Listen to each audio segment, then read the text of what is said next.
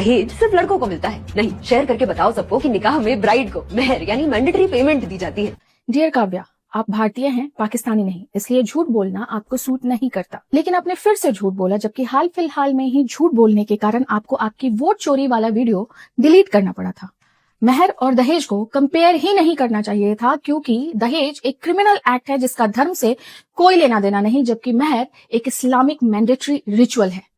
Historically मेहर एक ऐसा pre Islamic ritual है जिसमें दूल्हे की तरफ से दुल्हन के गार्जियन को गिफ्ट या पैसे देने का रिवाज है, लेकिन इस्लाम में इसका मतलब बहुत ही अलग है।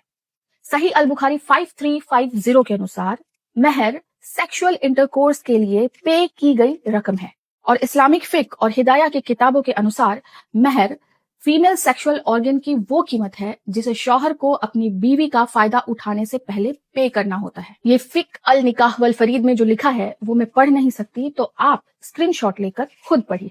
इन शॉर्ट, ये दुकान से सामान खरीद कर यूज करने जैसा है, और जब सामान यूज नहीं करना हो तो उसे 3 तलाक देकर छोड़ दो। उसके बाद शौहर पे उस बीवी की कोई जिम्मेदारी नहीं होती। लेकिन अगर शौहर को अपनी वो बीवी फिर से वापस चाहिए तो हलाला प्रथा से कुरान 2.230 के अनुसार उस बेचारी बीवी को किसी दूसरे गैर मर्द से निकाह करके सेक्सुअल इंटरकोर्स करने के बाद तलाक देकर 3 महीने का ब्रेक या इद्दत पीरियड कंप्लीट करना है और फिर से अपने पहले शौहर से निकाह करना होगा।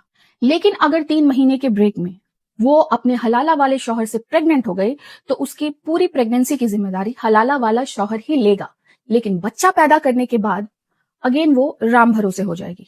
अच्छा, बीवी चाहे कितनी भी प्रताड़ित हो, उसे तलाक देने का अधिकार नहीं है, बल्कि उसे शरिया काउंसिल में एक एप्लीकेशन देना होगा जिसे खुला कहते हैं।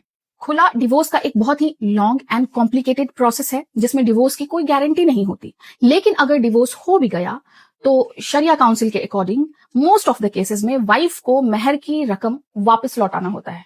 सो डियर काव्या, आप सही इंफॉर्मेशन दिया करें ताकि गलती से कोई निकाह को वुमेन एम्पावरमेंट ना समझ बैठे। और दहेज की समस्या मुस्लिम और हिंदू सोसाइटी दोनों जगह एग्जिस्ट करती है।